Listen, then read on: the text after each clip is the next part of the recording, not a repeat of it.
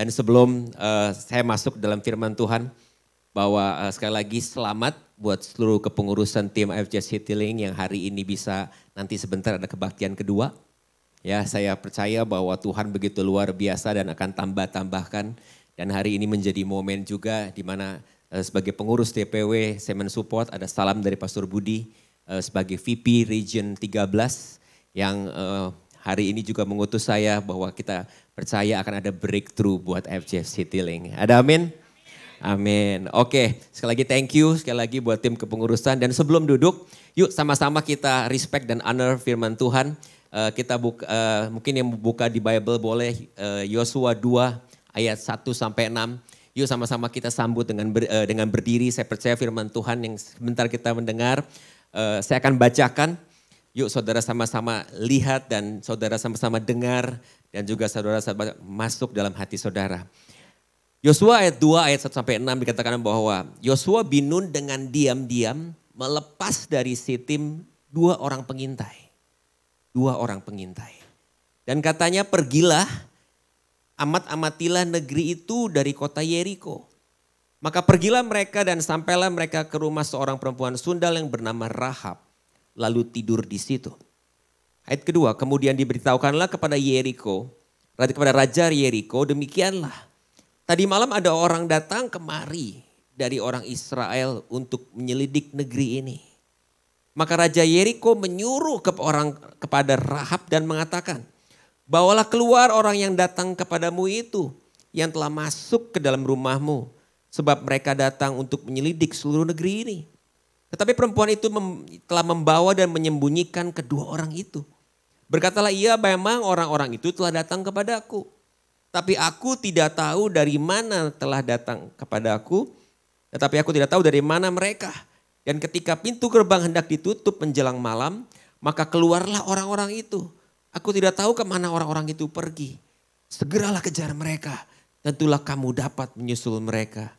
Tetapi perempuan itu telah menyuruh keduanya naik ke sotos rumah dan menyembunyikan mereka di bawah timbunan batang rami yang ditebarkan di atas soto itu. Judul khotbah saya is The Covenant. Mari kita berdoa. Bapa, kami mengucap syukur sekali lagi buat firman yang kami dengar.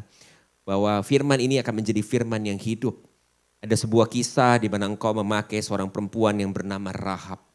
Ada hal yang begitu luar biasa yang kau proses dalam kehidupan Rahab. Sehingga menjadi sebuah momen appointment. Dan terjadi sebuah covenant yang dalam Tuhan. Antara engkau sendiri dengan Rahab. Dan kami mengucap syukur akan firman-Mu. Sebentar hamba-Mu yang akan membagikan firman ini. Sembunyikan hamba-Mu dalam salib-Mu. Biarlah kiranya apa yang telah dipersiapkan bukan karena kehebatan dan karena kekuatan hamba-Mu. Tapi biarlah engkau sendiri yang berbicara kepada setiap hati. Aku berdoa kepada seluruh jemaat-Mu, biarlah kami semua di sini disiapkan hati untuk bisa menerima kebenaran akan firman-Mu. Life in calling. Dan kami mengucap syukur sekali lagi buat pagi ini menjadi pagi yang luar biasa buat kami semua. Di dalam nama Tuhan Yesus kami mengucap syukur dan berdoa. Dan semua yang setuju katakan. Dan boleh beli salam kanan kiri sebelum duduk. Saudara shalom sekali lagi. Happy Sunday. Happy Sunday. Wow, oke. It's good to be here. It's good to be here. Saya percaya bahwa saya mengucap syukur bahwa saya bisa ada di tempat ini karena kasih dan anugerah Tuhan. Amin. Bahwa sebuah kebesaran Tuhan dan bukan karena kehebatan kita. Dan di tema Life in Calling secara besar hari ini kita juga akan membahas, melanjutkan apa yang sudah dibahas secara globally IFGF. Dan di bulan lalu kita tahu bahwa Tuhan berfirman bahwa Musa hambanya telah mati. Tapi kamu harus terus bergerak dan kamu akan masuk ke tanah perjanjian. Dan di Yosua 2 ini tadi saya sudah bacakan ada sebuah kisah di mana ada cerita tentang Rahab. Dan apa yang kita akan belajar dari Rahab ini menjadi sebuah momen buat kita yang bisa mengucap syukur akan semuanya. Saya akan memulai dengan sebuah kisah. Ada sebuah kisah dari seorang Kenyan, seorang warga negara Kenya yang bernama Henry Wanyoke. Henry Wanyoke ini menjadi pelari yang luar biasa, menjadi pelari yang menjadi kebanggaan dari Republic of Kenya. Tapi apa yang terjadi saudara sebenarnya pada tanggal 1 Mei tahun 1995 ketika dia berumur 21. Tiba-tiba hari itu dia mengalami sakit. Mengalami sakit yang bukan sakit yang biasa, sakit yang luar biasa. Dan awalnya mungkin dia pikir hanya pusing. Dia tidur, dia beristirahat, dia pikir dia akan oke besok pagi ketika dia bangun. Pagi itu ketika dia bangun, mulai pagi, tapi dia masih merasa kok masih gelap. Dia mulai mendengar ada suara-suara di luar, mulai ada kegiatan. Tapi kok masih gelap. Ibunya mulai berteriak, Henry bangun, ayo kasih makan para ternak dan semua. Dia mulai pikir kok apakah saya masih bermimpi. Karena everything masih gelap. Apa yang terjadi malam itu ternyata dia terserang stroke. Dan stroke yang menyerang dia melumpuhkan matanya. Malam itu hari terakhir kali dia melihat dan paginya ketika dia bangun dia mengalami kebutaan. Dia mengalami suatu kesakitan yang luar biasa, suatu hal proses yang tidak baik. Dia mengalami tidak punya harapan lagi. Tapi selama 4 tahun dokter akhirnya juga bilang bahwa kamu masih bisa punya harapan. Dan mimpinya saat itu adalah menjadi seorang pelari saudara. Jemaat yang terkasih dia suka lari bolak-balik ke sekolah dan semua. Tapi hari itu ketika dia sakit dia pikir semuanya sudah musnah. Tapi ternyata dokter mengatakan bahwa kamu masih bisa lari. Akhirnya dia masuk ke sebuah sekolahan Technical Institute khusus untuk orang-orang buta, orang-orang cacat. Dan kemudian apa yang terjadi di tahun 2000, dia mulai bisa menggeluti walaupun dia mengalami jatuh dan bangun. Gak mudah untuk seorang buta berlari. Tapi dia lakukan. Dan ada fotonya di sini, dia bersama dengan guide-nya dia. Ketika dia melalui perlombaan, dia punya guide yang dia lakukan, dia berlari. Dan di tangannya ada tali yang diikat ke tangan guide-nya. Guide-nya ini akan menuntun dia kemana dia harus berlari. Sangat menarik. Dan apa yang terjadi, dia bisa memenangkan 5.000 meter, 10.000 di Sydney Paralimpik yang khusus untuk orang-orang cacat. Dia berhasil memenangkan. Dia bukan hanya memenangkan emas demi emas. Tapi dia selalu men-set rekod baru demi rekod baru. Dan apa yang terjadi di tahun 2006 dia mendapatkan anugerah award sebagai Kenyan Sport Person. Saudara, apa yang terjadi itu gak stop di situ. Saat ini sekarang kalau kita bisa lihat, saudara mungkin bisa Google, dia mendirikan sebuah yayasan, dia menolong 12.000 anak-anak yang mengalami cacat. Mulai dari buta, lumpuh dan semuanya. Dia juga visit school demi school, sekolah demi sekolah untuk memberikan harapan. Selalu ada harapan demi harapan. Dan yang dia meng-establish yayasan House of Hope. Saya berharap kisah ini menjadi inspirasi buat kita semua. Bahwa jangan pernah kita hilang harapan. Dan tahun ini secara personally saya menerima sebuah ayat dari Ibrani 12 ayat 28. Dikatakan bahwa jadi karena kita menerima kerajaan yang tidak tergoncangkan. Saya ulangi, jadi karena kita menerima kerajaan yang tidak tergoncangkan. Marilah kita mengucap syukur dan beribadah kepada Allah menurut cara yang berkenan kepadanya. Dengan hormat dan takut. Sebab Allah kita adalah api yang menghanguskan. Saudara, ketika ayat ini saya terima beberapa minggu yang lalu sebagai permulaan dari 2024. Di mana saya juga ada kelas rutin yang tiap minggu saya mengajar di Zoom. Kami membahas kitab Ibrani, kemarin beres. Dan ayat ini menjadi sebuah ayat yang monohok buat saya. Kalau kita semua ini sebagai orang percaya, ketika kita menerima kerajaan yang tidak tergoncangkan, apa yang kita lakukan?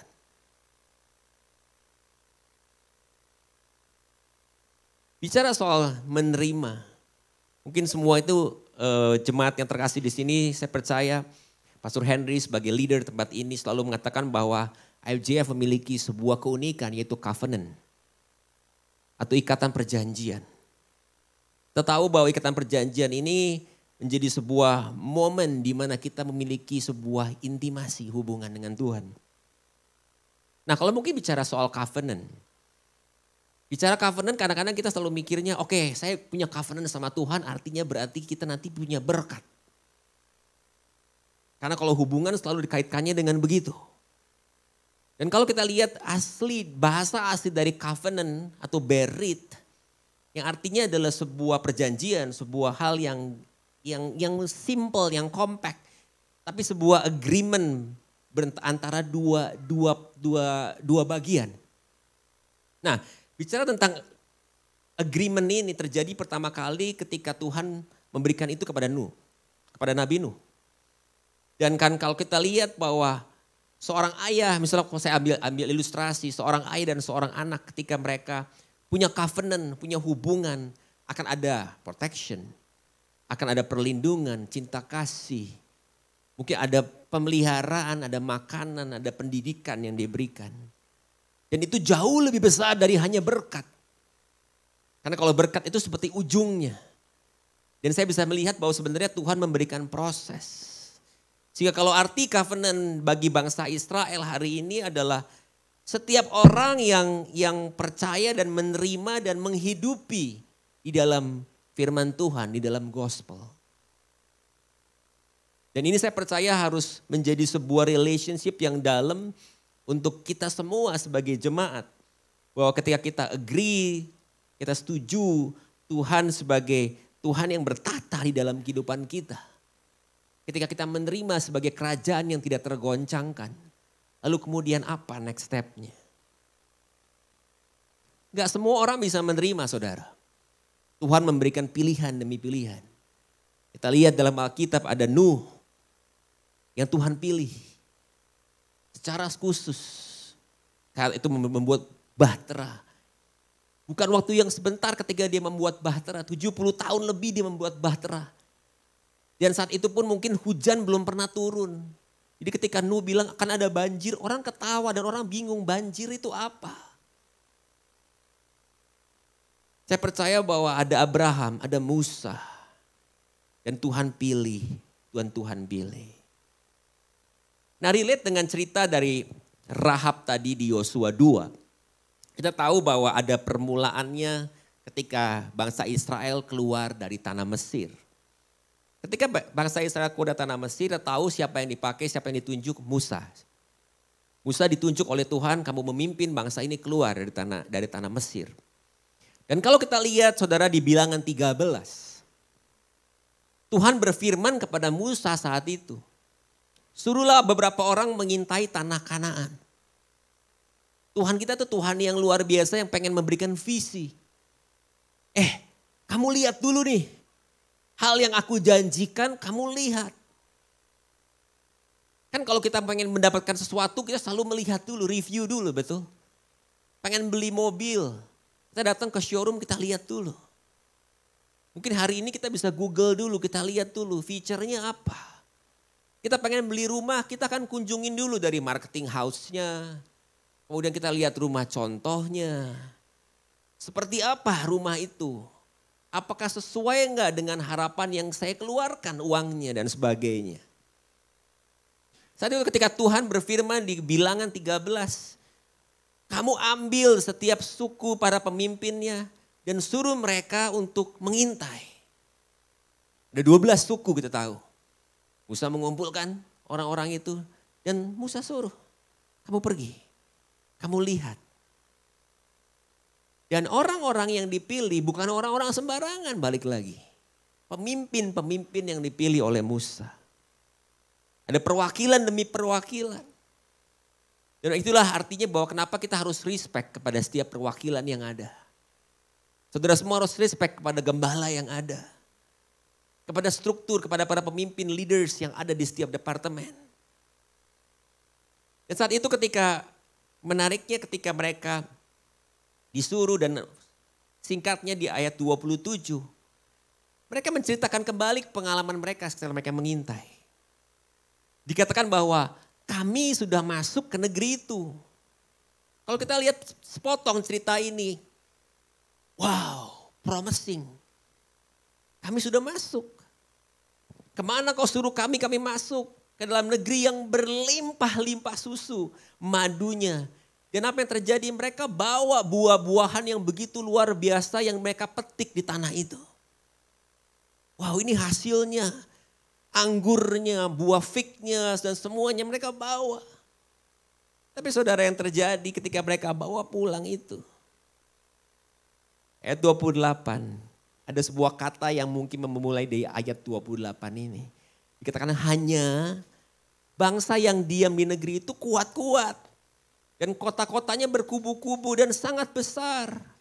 Juga keturunan Enak, Nefilim. Telah kami lihat di sana. Hanya. Seberapa dari kita kalau udah dikirim, udah disuruh. Waduh pastor gak bisa deh kayaknya. Gak memungkinkan. Padahal mereka udah bawa buah-buahnya, hasil-hasilnya penuh dengan susu dan madu. Mereka confirm akan hal itu. Itulah yang terjadi saudara. Makanya kenapa 40 tahun akhirnya mereka masih berputar-putar. Tuhan memutuskan untuk beresin dulu lah angkatan ini supaya mereka semua bersih. Nah makanya oke, kita jam kembali ke Yosua 2. Yosua 2. Yosua bin Nun dikatakan yang ayat pertama dengan diam-diam melepas dari Sitim 2 orang pengintai. Kali ini berbeda strateginya. Tuhan suruh, Yosua juga salah satu orang yang dikirim saat itu, 12 di antara 12 itu. Yosua ngerti bener. Oke, kali ini strateginya berubah. Tuhan suruh oke. Tapi kali ini dengan diam-diam. Dengan diam-diam dia cari 2 orang. Dia bilang ayo pergi amatilah negeri itu dari kota Yeriko. Kota Yeriko menjadi sebuah kota pertama mereka akan masuk. Dan ketika mereka dikirim ke situ ada sebuah kisah yang hari ini kita semua belajar. Poin yang pertama kita mau belajar tentang komitmen. Saudara, komitmen apa sih komitmen? Komitmen adalah sebuah kelanjutan dari sebelum kita masuk ke dalam covenant. Saya kepengen semua dari kita ngerti tentang komitmen. Kenapa mesti penting sekali? Sebagai kita umat percaya perlu komitmen. Di ayat keempat, perempuan Rahab ini membawa dan menyembunyikan kedua orang pengintai ini.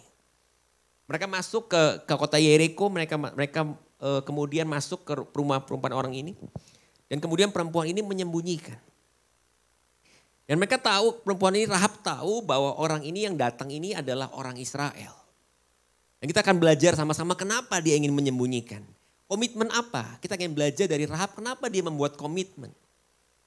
Apa yang terjadi di ayat yang ke-6 kita akan bahwa perempuan ini telah menyuruh keduanya naik ke soto rumah dan menyembunyikan mereka di bawah timbunan batang rami yang ditebarkan di atas soto itu.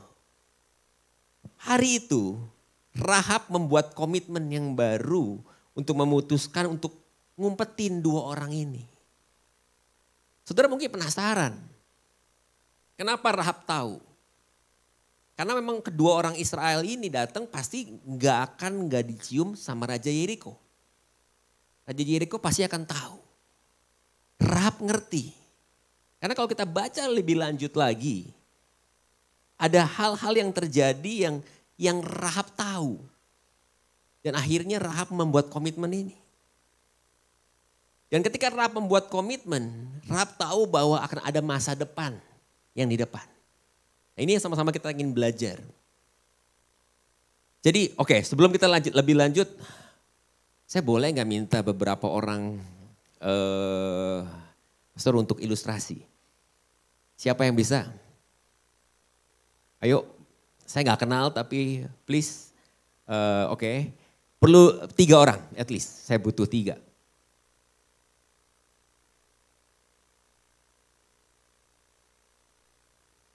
Oke. Satu lagi dong. Siapa aja dari belakang boleh? Hah? Ayo. Oke. Thank you. Oke. Saya pengen membuat sebuah eksperimen. Ya. Yang 2 boleh ke bawah sini dong. Yang 1 aja di atas. Oke. Kok siapa? Kok Teddy, ya. Kok percaya nggak kalau kedua orang ini kalau engkau jatuh akan ditahan? Percaya? Yakin? Yang 2 yakin mau nangkep orang ini nggak? Ko Teddy nggak kalau misalnya Ko Teddy jatuh? Yakin? Oke, kok boleh ngadep ke sana dong? Ya, kalau saya bilang 1, 2, 3 Ko Teddy mau lepasin badan ke belakang nggak? Mau? Yakin? Boleh dicoba? Yakin nggak akan jatuh? Yakin? 1, oh imannya luar biasa loh, belum 3 loh ini. 1, 2, 3. Oke, thank you. Saya percaya karena mereka punya hubungan, betul? Mereka mungkin berteman, duduknya barengan. Apalagi nih, ada komitmen. Gak mungkin lah ya kalau menjatuhkan diri gak ditangkap. Sebuah komitmen. Nah, Rahab melihat bahwa ini ada chances nih, ada kesempatan komitmen baru yang bisa dibuat. Kalau komitmen baru ini dibuat, apapun yang terjadi, saya akan diselamatkan. Nah, ini kita ingin belajar kenapa bisa terjadi seperti itu. Ya, saya percaya kehidupan kita ini butuh seperti iman kan. Seperti yang gak tahu ke depan seperti apa, tapi kita butuh iman.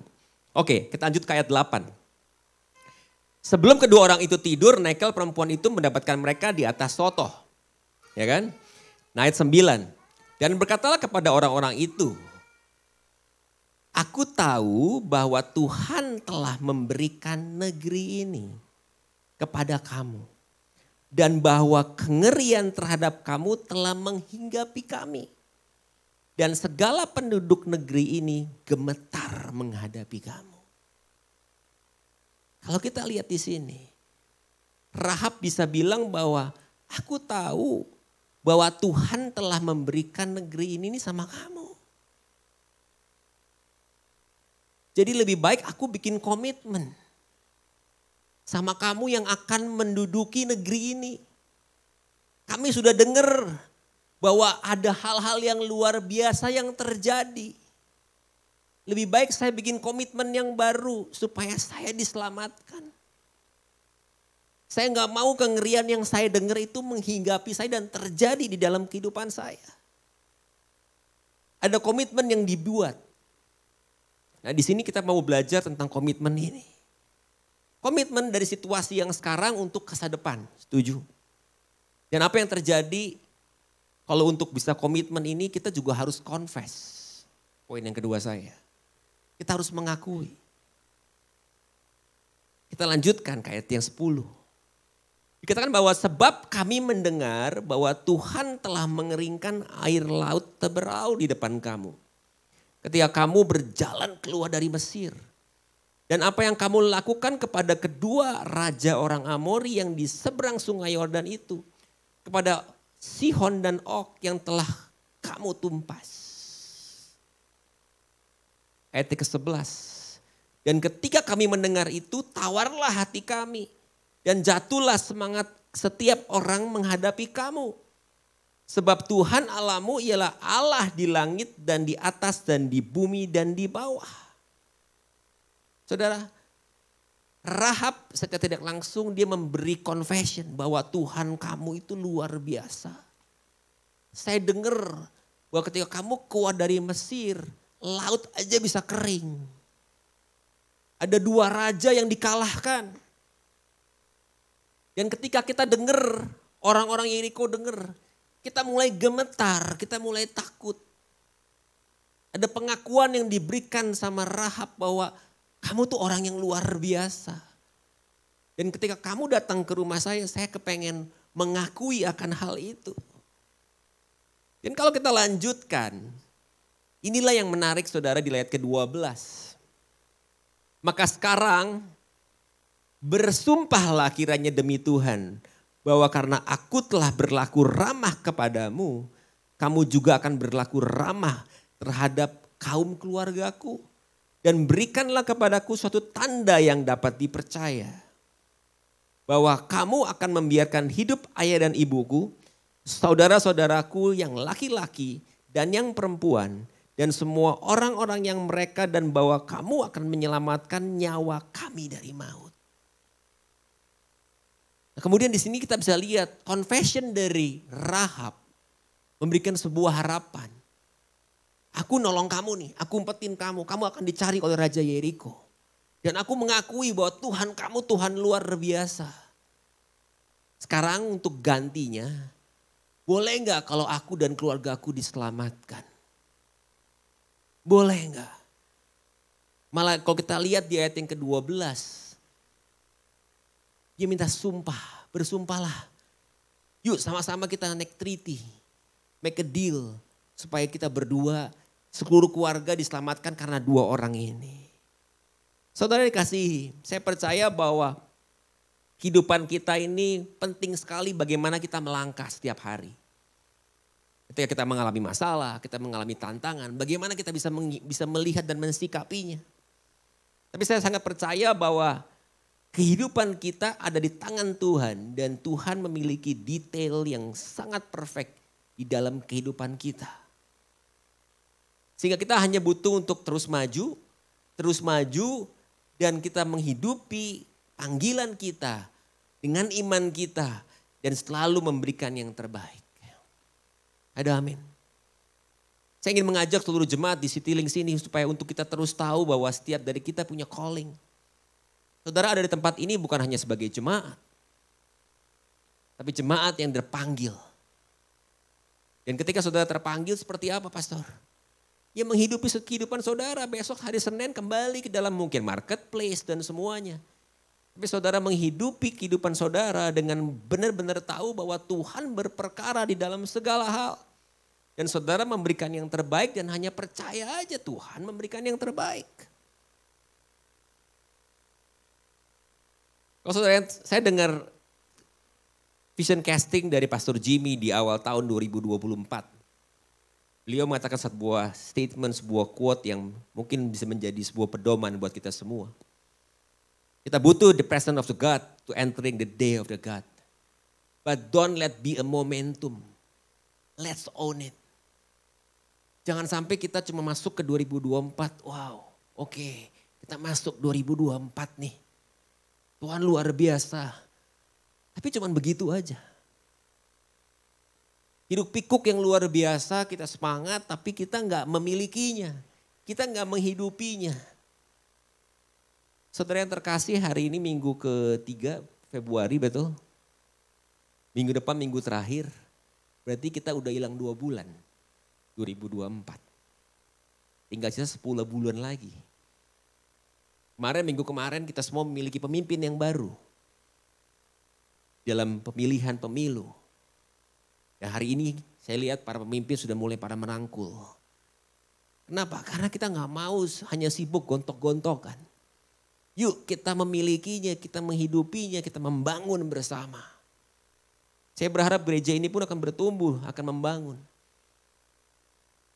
Kalau saudara semua mengaku saudara sebagai jemaat tempat ini, ada confession, ada commitment. Let's build, ayo bangun. Dan saya percaya bahwa kita mengerti akan semuanya itu. Dan saya ingin menutup dengan yang ketiga gitu, calling. Calling kita apa? What is the calling? Kalau bulan ini temanya take a stand, kita harus berani berdiri untuk menghadapi setiap calling kita. Panggilan kita. Lebih dari cuma nama kita ini panggil. Pastor Henry, Pastor Tommy, lebih dari itu. What should we do?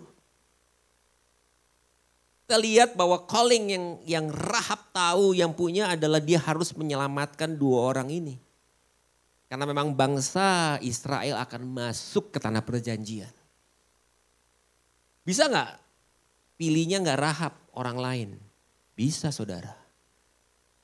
Tapi Rahab hari itu jeli bahwa dia nggak boleh kehilangan momentum. Dia nggak boleh kehilangan sebuah kesempatan untuk dia dan keluarganya diselamatkan. Walaupun dia bukan orang percaya saat itu. Tapi dia ngerti bahwa Tuhan orang Israel ini Tuhan yang gak main-main.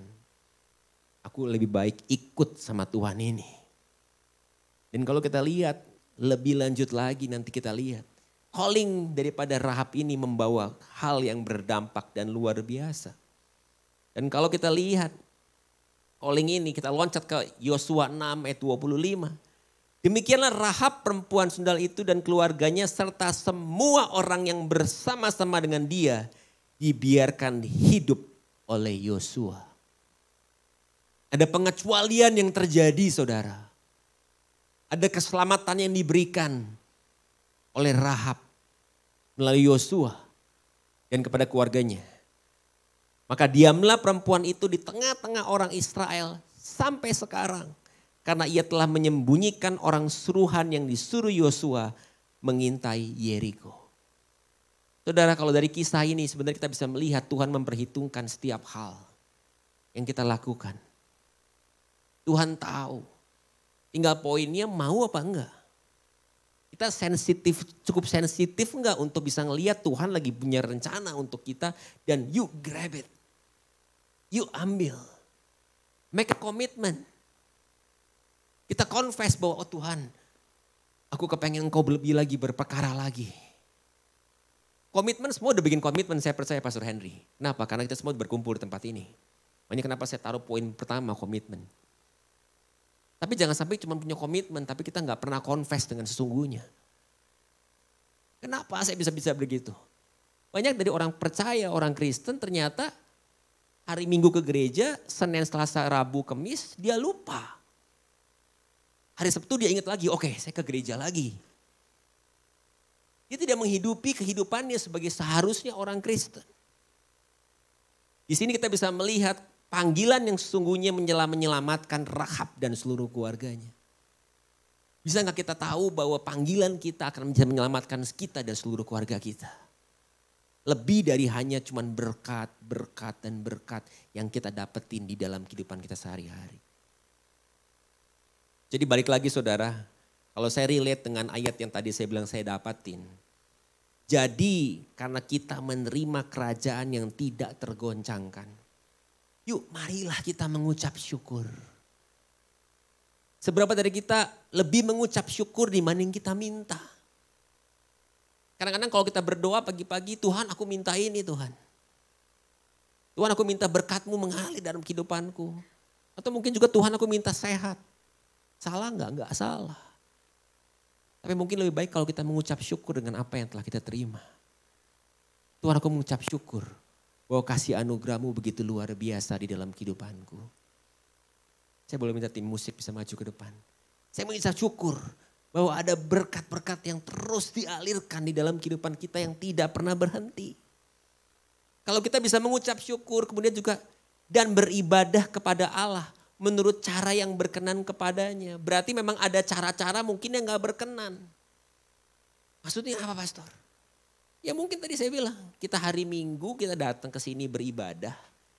Tapi hari Senin, Selasa, Rabu, Kamis, Jumat kita lupa bahwa sebenarnya kita juga harus beribadah setiap hari. Beribadahnya gimana pastor? Apakah artinya tiap hari ruangan Alive ini ada orang kumpul? Why not? Tapi beside of that bagaimana kita beribadah? Apakah kita menjalankan iman kita? Kita menjadi benar-benar true as a Christian. Ketika kita ketemu dengan orang, kita bisa memberikan kasih dan anugerahnya Tuhan yang kita terima. Kita nyalamin orang dengan ketawa, kita ketemu dengan orang lain, kita bisa memberikan senyum dan semuanya. Cara ibadah kita bukan hanya hari Minggu, jemaat yang terkasih. Ibadah kita harus dilakukan selalu, senantiasa. Mungkin kita juga lupa kalau kita juga mungkin how we treat our spouse. Pasangan saudara, bagaimana mungkin di rumah sehari-hari. Kita mungkin bisa seperti malaikat kepada orang lain. Tapi kadang-kadang kita lupa bahwa istri kita, pasangan kita, suami kita berlaku kasar. Ketika pasangan kita mungkin minta tolong, mungkin kita mulai membentak. Masa nggak tahu sih barang itu di situ? Ambil aja sendiri. Atau mungkin ke anak kita. Kalau anak kita mungkin minta sesuatu, kita mulai mikir, kamu minta lagi. Dan sebagainya. Saya percaya bahwa kita perlu merestore hubungan kita bukan hanya kepada Tuhan, tapi juga kepada orang-orang terdekat kita. That's our calling. Hubungan kita dipanggil bukan hanya menjadi terang kepada Tuhan, tapi juga kepada sesama kita. Dan terlebih saudara, saya juga ingin mengencourage bahwa setiap dari kita punya kapasitas dan kemampuan lebih. Yuk, jangan mau stop dengan apa yang sudah saudara kerjakan. Baik pelayanan, baik mungkin pekerjaan. Kalau yang masih study what you're doing, saya percaya saudara masih bisa melakukan lebih lagi. Saya ingin menutup dengan sebuah kisah. Kalau tadi saya memulai dengan seorang pelari, ini pun kisah tentang seorang pelari yang bernama Terence Stanley Fox. Seorang warga negara Kanada, dia seorang atlet, seorang humanitarian, dan dia seorang aktivis dari cancer research. Di tahun 80, kakinya tiba-tiba harus diamputasi karena ada cancer di kakinya.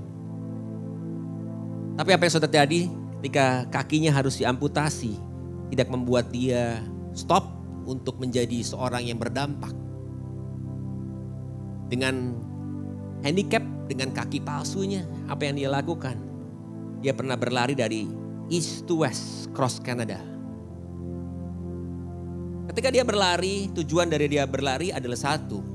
Dia ingin mengumpulkan dana untuk dikumpulkan dan kemudian dibagikan kepada sebuah research development untuk cancer. Dia tahu bahwa kehidupan dia mungkin saat itu tidak banyak yang bisa dia lakukan. Tapi dia ingin lakukan sesuatu.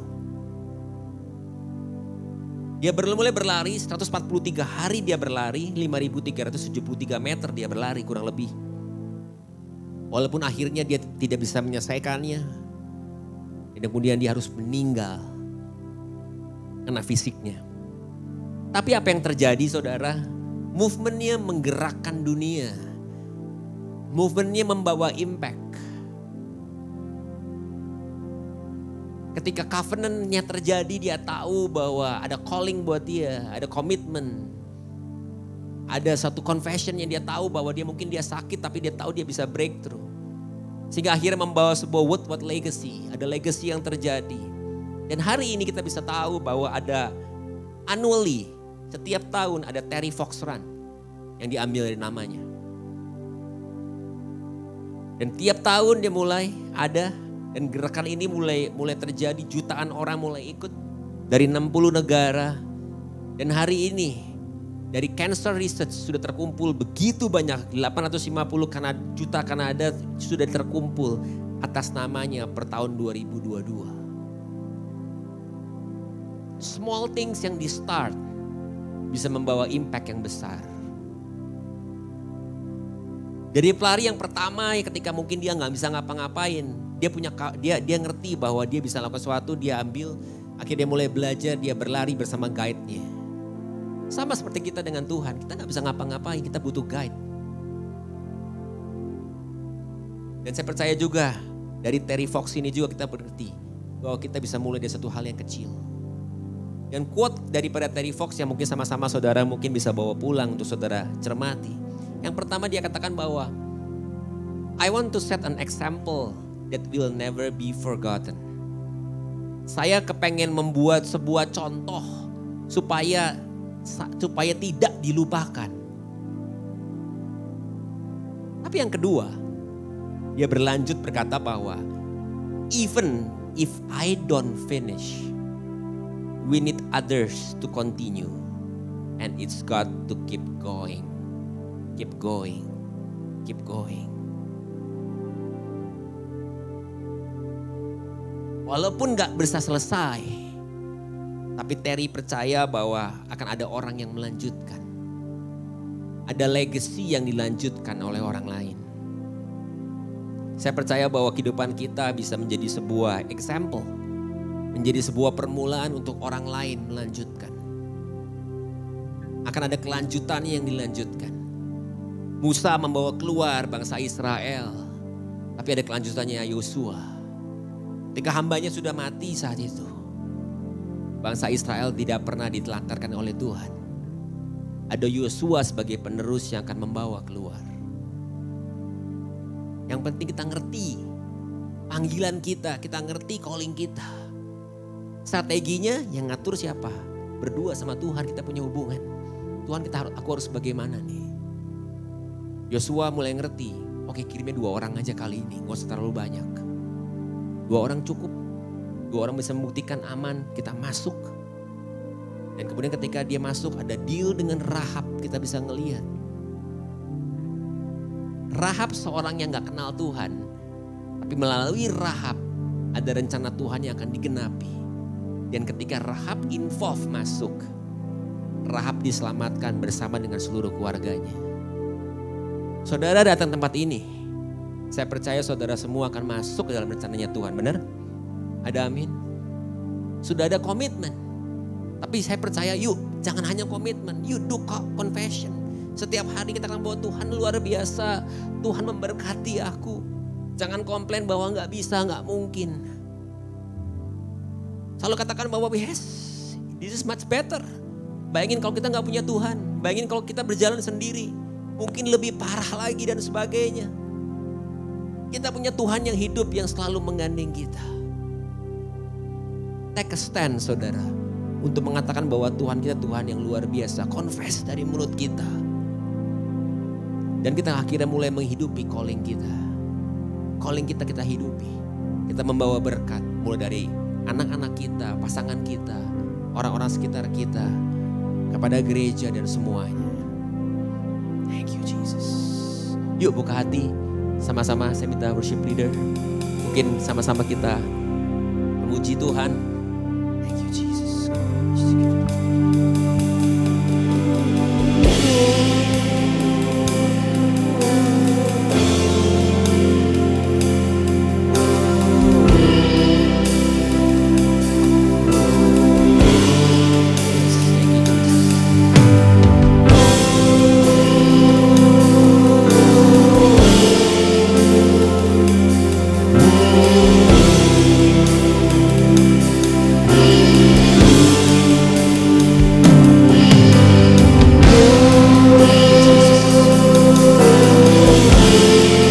Father God, here I ask, touch Lord, touch Jesus, touch Jesus. Thank you Jesus. Thank you. Thank you Jesus.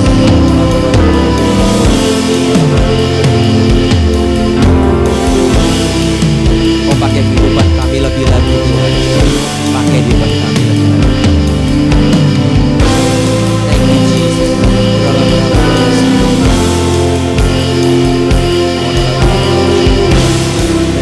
Yuk makin berdiri saudara.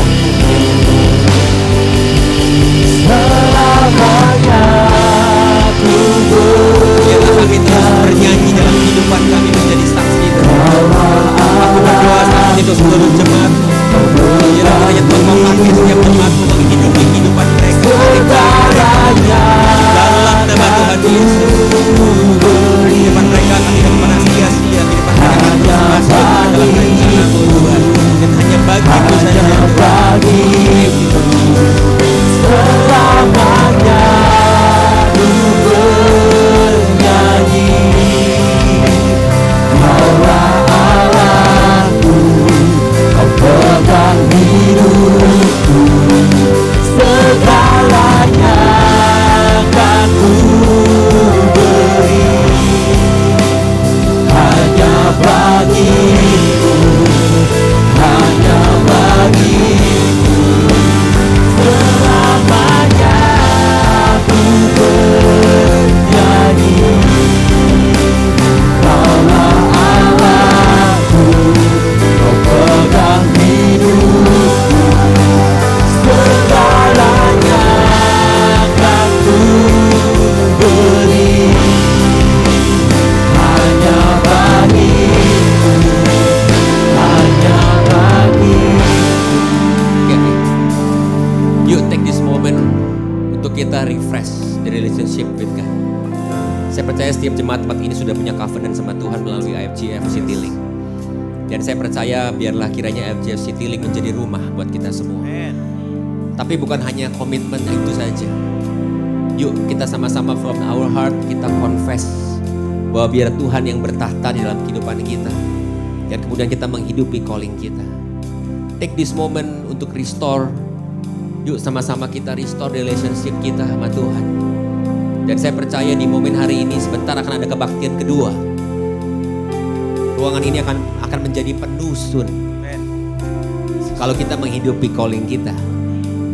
Nah inilah yang menjadi poin penting untuk sama-sama yuk bekerja sama dengan leadership di tempat ini. Sama-sama kita membangun, bukan apa yang membangun di mata kita kuat, besar, tapi di mata Tuhan.